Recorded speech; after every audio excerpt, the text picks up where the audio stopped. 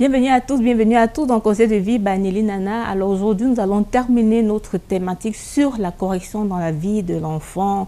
Nous allons parler des dispositions qui rendent efficace la correction dans la vie de l'enfant. Alors la première chose qui rend efficace la correction, c'est l'amour. Quand un parent a pris la peine de démontrer à son enfant de l'amour par les faits, par les actes, par les paroles, au moment où il corrige son enfant, cet enfant ne va pas se dire « ma mère ou mon père ne m'aime pas ».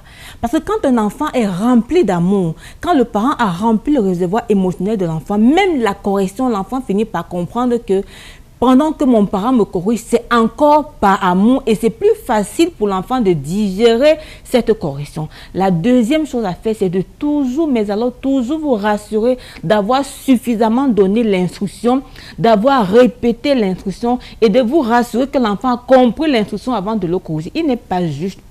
Il n'est pas juste de corriger un enfant alors que vous ne lui avez pas suffisamment dit « ne fais pas ça, ne fais pas ça ». Prenez le temps de donner l'instruction, rassurez pour que l'enfant a intégré l'instruction et au moment où l'enfant va désobéir, vous comprendrez que c'est une volonté manifeste de sa part d'être rebelle. C'est pour ça que vous allez le corriger. Mais ne le corrigez pas si vous ne vous êtes pas rassuré d'avoir suffisamment, mais alors suffisamment donné l'instruction. La troisième chose qui rend efficace la correction, c'est de pouvoir pardonner.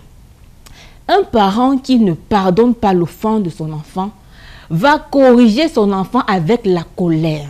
C'est-à-dire que quand un enfant fait comme un acte qui vous a vraiment blessé, qui est vraiment grave, si dans votre cœur, vous n'avez pas choisi de pardonner à votre enfant, la correction que vous allez lui infliger, que ce soit une privation ou alors le fouet, va forcément être disproportionnelle. C'est pour ça que c'est important de vous rassurer que votre cœur n'est pas rempli de colère, que votre cœur n'est pas rempli d'amertume au moment de corriger l'enfant. Je sais que c'est difficile, mais c'est le défi qu'on doit pouvoir relever en tant que parent, de ne pas infliger une correction alors qu'on est en colère, alors qu'on est irrité, on va être excessif dans la correction et vraiment l'enfant va ressentir ça et ça va être quelque chose de vraiment mauvais. Et l'autre chose à faire, c'est vraiment de vous rassurer que vous prenez parfois vos enfants dans les bras. C'est difficile. Mais vous savez, là, comme la correction n'a pas pour but de vous défouler, parfois on peut corriger un enfant et venir l'embrasser comme pour lui dire, tu sais que quand je fais ça, c'est pour ton bien. Donc, ce n'est pas comme si quand je fais ça, je te rejette. Et vous voyez, le langage d'amour de l'enfant va maintenant permettre aux parents de continuer de démontrer l'amour à l'enfant, même au moment où le parent a corrigé l'enfant. Nos enfants sont des personnes jeunes.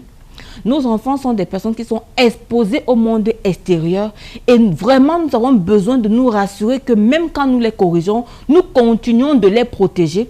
Nous continuons de les aider à comprendre que le cadre familial dans lequel ils vivent est le meilleur cadre de protection de leur vie. Donc, encadrons la correction que nous faisons aux enfants et surtout, mais surtout, priez pour vos enfants parce que parfois les actes de rébellion que vos enfants peuvent avoir un effet spirituel, peuvent être le reflet d'une influence malsaine spirituelle. Même pour corriger, il faut prier parce que parfois la source peut être mauvaise.